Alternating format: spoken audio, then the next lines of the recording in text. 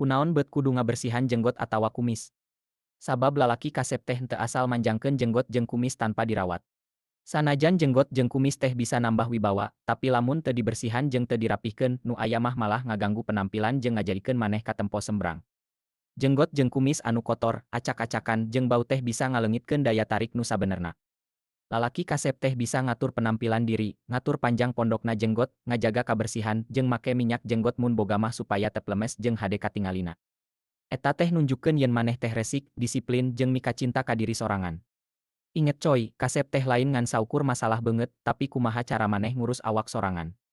Lamun maneh bisa ngajaga kabersihan jenggot jeung kumis, batur bakal nganggap urang teh jalma nu rapih, dewasa, jeung bisa dipercaya. Anu kasapuluh nyaeta kudu babarengan atawa dipoto jeung anu goreng. Kunaon beut kudu babarengan atawa dipoto jeung anu goreng?